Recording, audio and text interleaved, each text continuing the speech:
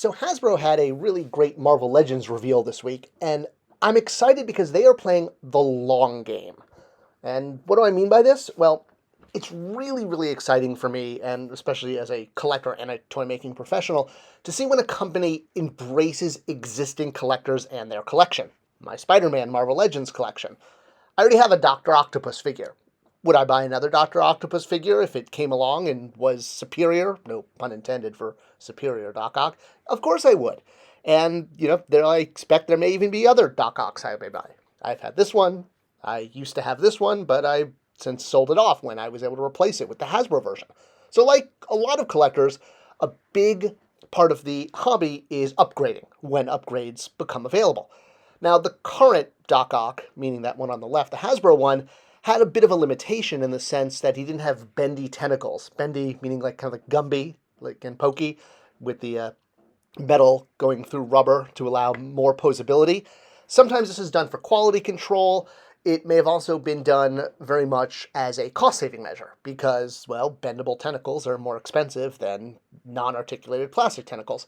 A lot of fans had high hopes that when Doc Ock got re-released with a new head, along with Silk, that would also get upgraded tentacles, but unfortunately that wasn't in the cards. And more or less, it was just another chance to get the same Dr. Octopus that had come out a couple years earlier, but, come on, he's a very popular villain for Spider-Man. Plus, he was, in the new movie and yada yada.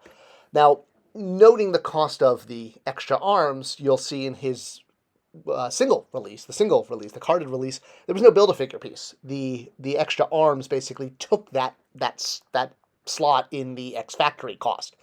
Now, the new reveal of Doc Ock, while it is the animated version, and I'm not too keen on those, I guess, what do they call them? The animation cell shading that he's got on his boots, etc. What he does have is articulated Dr. Octopus tentacles. And Hasbro has made it clear, and this is where I really want to praise them, that they're reverse compatible. Meaning, if you have this new Doc Ock with cell shading, but you can pop out those tentacles and plug them right into your existing Doc Ock and now kind of make the ultimate version. I love when toy companies do this, when parts become reverse compatible with previous releases. It shows not only so much understanding of the customer and their buying habits, their display habits, but it shows that a company isn't giving up. They're constantly trying to improve figures. Now, the other half of this particular release with Doc Ock, you get a waving woman in a blue sweater that is obviously Aunt May. Aunt May plays a huge part in the comics and the storyline, but she's a really tough nut to crack when it comes to making an action figure. And, well, part of that is the fact that when we have had Aunt May action figures in the past, they haven't exactly been the things out of daydreams. They've, I guess, been more like something out of your worst nightmare. This wasn't exactly the prettiest female action figure ever made. I mean, the box art was nice, and it was cool to get Mego-esque figures, sort of with a modern take, but yeah, Aunt May, this is not exactly something that I want to meet in my waking hours. I prefer to play with this toy when I'm, in a nightmare dream state. Actually, I don't own this toy, but, scary! All right. So aside from the fact that the existing Aunt May figure isn't exactly a figure that brings us joy, female figures in general are tough. It's usually why there's what's thought of as a token female figure, and usually that's to add drama to open-ended play. And for boys, female figures are more of an accessory, just like for girls with dolls, the male figure, like Ken, is usually the accessory. It's very universal. This is not a sexist thing or a politically incorrect thing. It's just a matter of fact that female action figures don't sell as well, just like male dolls don't sell as well. I remember talking to Rob Hudnut, who did the Space Monkeys line at Mattel, and he was like, yeah, we were required to do the female character, but we made sure she was only one per case in the assortment, because yes, female characters, no matter what, don't sell as well. Now, online, not at retail, that's a great way to sell a female figure. And now here you're also dealing with a character that's a civilian and, an elderly woman, a mother, I know it's his aunt, versus a superhero. And while it makes sense to have Aunt May and Doc Ock together, and personally I would love to get a suited version of Doc Ock like Eric Larson used to draw him in the early 90s, I'll gladly take the new tentacles with the animated body and Aunt May on the side. I will be using those tentacles with my existing Doc Ock because, man, that cell shading, it drives me crazy. I passed on the Iceman from Spider-Man and His Amazing Friends set purely because of the cell shading that was all over him. I don't know, it just doesn't look right to me. But I get when you need to amortize the cost of tooling, any redeco that you can do is looked on.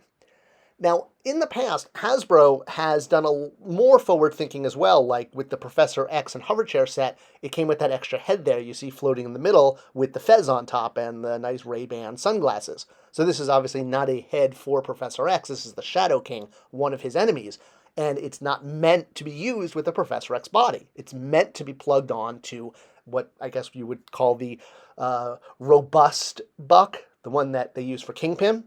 So if you have an extra Kingpin, pop off his head, pop on this new head with the Professor X set, and now you have a Shadow King figure. I mean, I guess you can also add the Space Venom hands, it said, but it works like this too. The point being is, this was a payoff for existing customers. Something I really, really enjoyed getting to do during my time at Mattel, we would often find ways, like with Strobo here, including an extra head.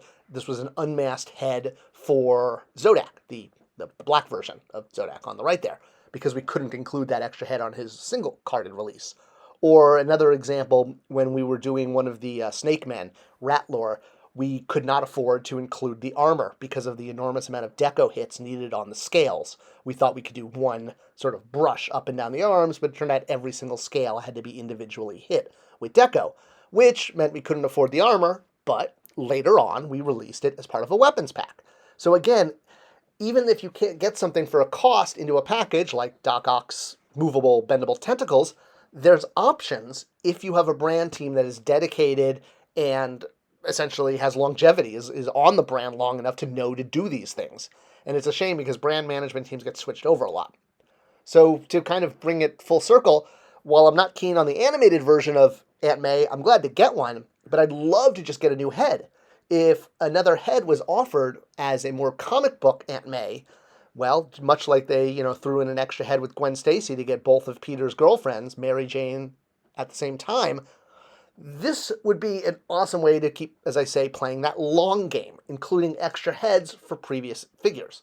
So I'm excited to pick up an Aunt May, but I hope I get to update her eventually with a more comic book accurate head and less animated. Luckily, she doesn't have that extra deco on her. So, yeah, excited for my Spider-Man collection to keep growing, and I love that Hasbro is continuing to think ahead and play the long game to really pay off collectors who have been in this for a while. It really shows that they've got a good game plan. I hope this video was kind of insightful on how companies can continue to update figures even after they've been released. It's just got to be done with a dedicated team and a clever enough tooling budget. Thanks for watching, thanks for sharing, and I'll see you guys in the next one.